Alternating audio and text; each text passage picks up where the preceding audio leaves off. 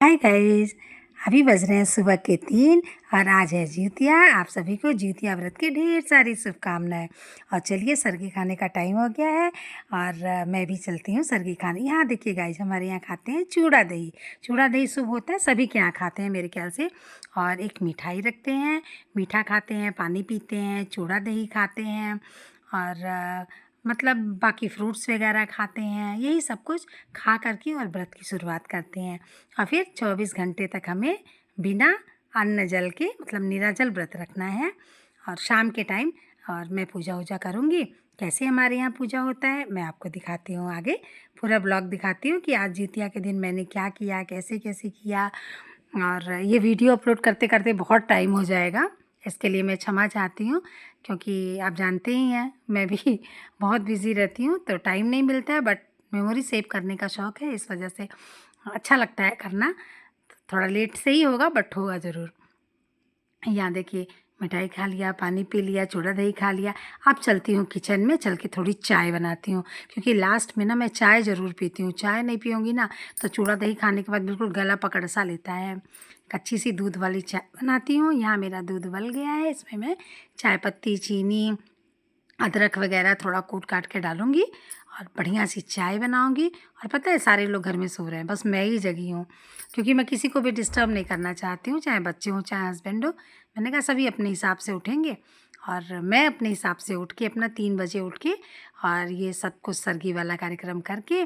और क्योंकि 4 बजे के पहले पहले गाइस जिसमें खाना होता है, जो कुछ भी खाना है 4 बजे के पहले खा लेते हैं, 4 बजे के बाद नहीं खाते हैं। फिर उसके बाद से हमारा व्रत शुरू हो जाएगा। फिर यहाँ मैं अच्छी सी बनाती हूँ चाय और उसके बाद मैं चाय के मज़े लूँगी और अपने व्रत की शुरुआत करूँगी, जिउतिया का व्रत। और मतलब सभी के यहाँ जिउतिया का व्रत रहा ही जाता है।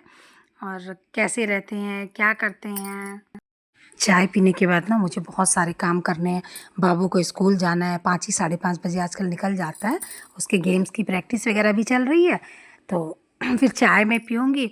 और उसके बाद बाबू के लिए टिफ़िन बनाना है, हस्बैंड की तैयारी करनी है। और सुबह-सुबह ही जो काम हो जाता है ना गाइस, वो हो जाता है। बाद में जैसे-जैसे धूप तेज़ होती जाएगी ना फिर हालत पस्त हो जाती है, फिर तो नहीं हो पाता है ज़्यादा काम।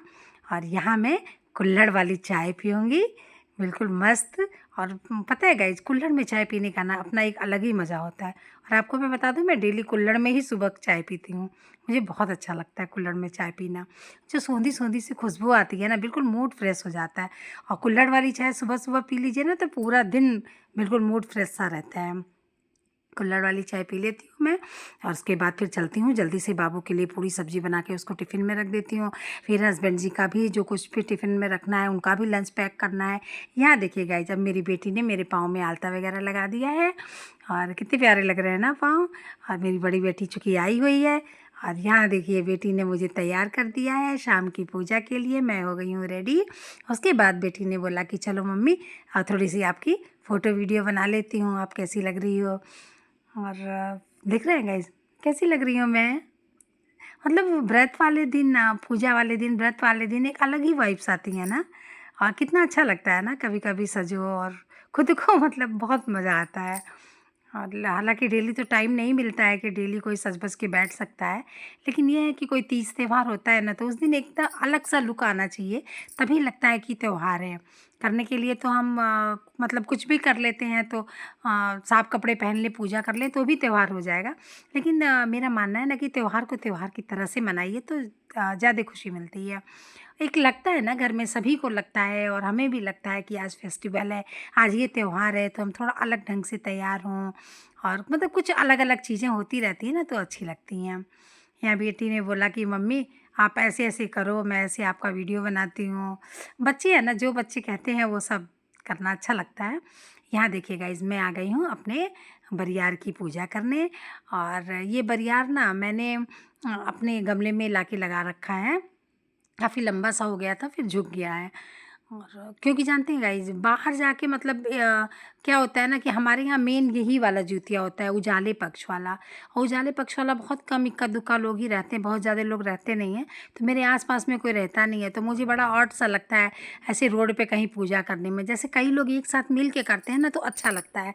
लेकिन अब इस वाली जिउतिया में क्या होता है कि चूँकि मैं अकेली पड़ जाती हूँ इसलिए मुझे अच्छा नहीं लगता है। तो मैं घर में ही लाके गमले में लगा लेती हूँ। और थोड़ा अपने घर में साफ़ सुथरे जगह पे रख के ना पूजा करने का एक अलग ही मज़ा आता है। ऐसे झाड़ी वाड़ी में जाके फिर एक कोरम ही पूरा होता है। तो मैं घर में अपना आराम से रख के बढ़िया से फूल वूल चढ़ा के जल चढ़ा रही हूँ जितिया महारानी। ऐसे ही सारे लोगों के सभी मतलब मेरे जो भी व्यूअर्स हैं, जो भी लोग देख रहे हैं, सभी के बच्चों को स्वस्थ प्रसन्न रखिएगा। सभी अपनी लाइफ में अच्छा करें, आगे बढ़ते रहें, बस यही मेरी आपसे प्रार्थना है। मतलब सबका भला कीजिए, फिर मेरा भी भला होगा। और इस तरीके से मैं आज की पूजा वगैरह कर लेती हूँ। और शाम होते होते ना गाइस बिल्कुल प्यास के मारे ना बुरा हाल हो जाता है।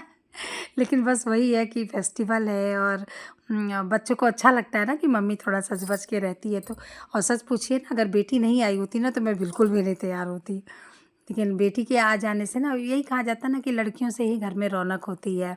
बेटियां रहती हैं तभी तो सब कुछ होता है। तो बेटी आ गई थी तो बेटी ने थोड़ा सा वो कर दिया, नहीं नहीं मम्मी आप तैयार हो, कोई बात नहीं है, बाकी काम मैं कर दूँगी। तो खैर बेटी के रहने से बहुत हेल्प हो जाती है, काफ़ी कुछ वो करवा देती है। और यहाँ पे हमारे यहाँ जैसे ऐसे फूल वूल चढ़ा करके उनको जल चढ़ाते हैं, फिर उसके बाद उनको टीका जाता है और फिर कपूर अगरबत्ती भी जलाते हैं उनके पास। और उसके बाद हम लोग गले लगते हैं, मतलब उसको कहते हैं ना कि अखबार देना, गांव में कहते हैं, से अखबार देते हैं, माथा पटकते हैं, प्रार्थना करेंगे हे ज्योत बंधन महारानी आप हमारे परिवार में ऐसे ही खुशियाँ बनाए रखिएगा।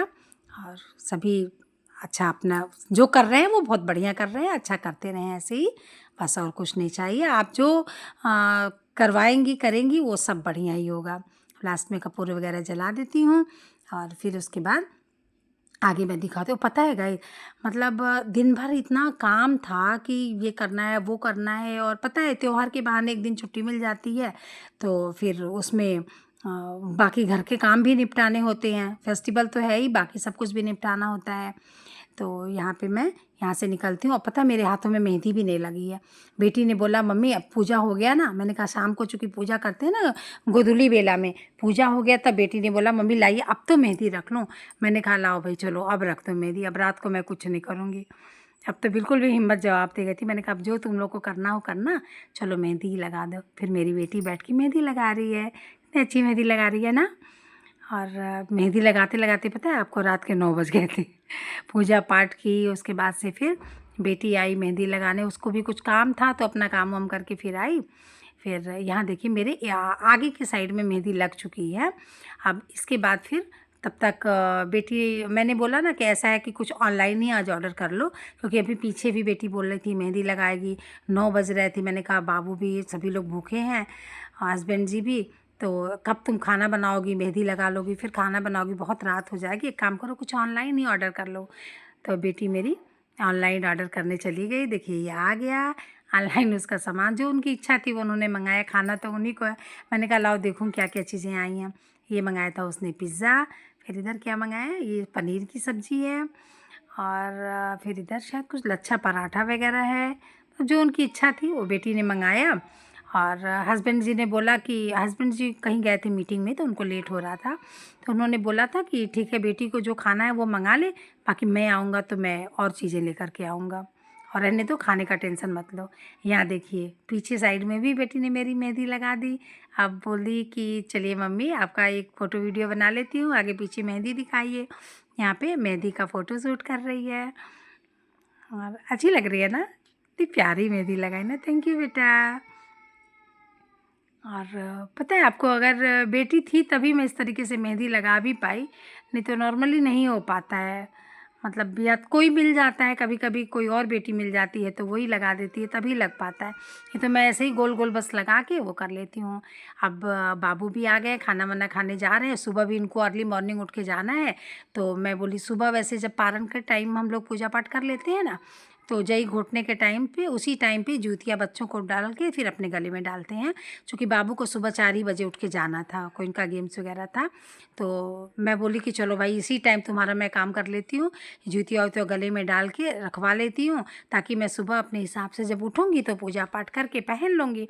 मैंने कहा आओ बैठो तुम लोग को जूतियाँ वूतियाँ पहना दूँ, फिर उसके बाद मेरा काम रहेगा, क्योंकि बच्चे मेरे हिसाब से तो नहीं ना रुकेंगे, सुबह उनको निकलना है। तो फिर मैं इसी टाइम में अपना जूतियाँ वूतियाँ पहना दी दोनों बच्चों को। और बेटी भी पहन ली। और उसके बाद बच्चे बोले मम्मी लाइए प्रणाम कर लें आपको। कहा खूब खुश रहो बच्चे, खूब आगे बढ़ो तुम लोग। बस ऐसे ही हमारे परिवार में सभी हंसते खिलखिलाते रहें। और यही तो है, फैमिली में सभी जब मिलजुल के रहते हैं ना तभी अच्छा लगता है। बच्चे बोल रहे हैं कि मम्मी रुकिए आपके साथ पहले एक फ़ोटो खिंचवा लेते हैं। अब ऐसे ही सामने मोबाइल रख के और बच्चे बोल रहे हैं चलिए ऐसे करते हैं तो हम तीनों आ जाएंगे एक फ्रेम में। इस तरीके से हम लोग फ़ोटो वोटो शूट किए। और गाइज़ मतलब प्यास से तो बुरा हाल हो गया था ना, लेकिन फिर भी बहुत अच्छा लग रहा था। यहाँ हो गई हमारी सुबह और देखिए मैं अब पूजा पाठ करके आ गई हूँ। यहाँ हमारे यहाँ मतलब वो जई घोटा जाता है जिसमें ना 2.5 अन्न होता है। हरा वाला खड़ा मूंग होता है, इसको हम रात में ही भिगा देते हैं, और चने की दाल और खड़ा चावल ये भिगाया जाता है। तो चने की दाल आधा हो जाता है और खड़ा जो उड़द होता है, हरी वाली उड़द जो होती है वो एक हो जाएगा, और एक चावल का एक दाना रहता है। तो दोनों तीनों मिला करके 2.5 अन्न हो जाता है। 2.5 अन्न वो करके फिर गुनगुना पानी पी लेते हैं। ऐसे ही हमारा जो है पारण की शुरुआत होती है। फिर हमारे यहाँ होता है गाइस खिचड़ी से पारण। खूब चटपटी सी मैंने बनाई है गरम गरम खिचड़ी, और गरम गरम खिचड़ी खा के हमारे यहाँ व्रत का पारण होता है। हमारा व्रत इस तरीके से पूरा हुआ। आप लोगों का जितिया का व्रत कैसा रहा गाइस हमें कमेंट करके बताइएगा, और हमारा ब्लॉग आपको कैसा लगा और ज़रूर से बताइएगा। और ओके गाइस, बाय बाय, फिर मिलेंगे। एक बार फिर से आप लोगों को ढेर सारी शुभकामनाएं जितिया व्रत की। यहाँ देख रहे हैं मैं ये निकाल रही हूँ ना, थोड़ा सा मैंने कटोरी में निकाला है, ये गौ माता के लिए। पहले अग्रासन निकालते हैं ना, वे पूर्वज लोग ऐसे करते थे, ऐसे मैं भी करती। पर सबसे पहला निवाला गौ माता को जाता है, तो ये कटोरी में मैं गौ माता के लिए निकाल के साइड में रख दूँगी, और फिर उसके बाद उनको मतलब दे आऊँगी। फिर यहाँ देखिए थाली में मैंने निकाल लिया, और इसको गरम गरम फूँक फूँक के ही खाना होता है। ऐसे ही व्रत का पालन होता है, और इस तरीके से हमारा व्रत पूरा हुआ। Bye bye guys.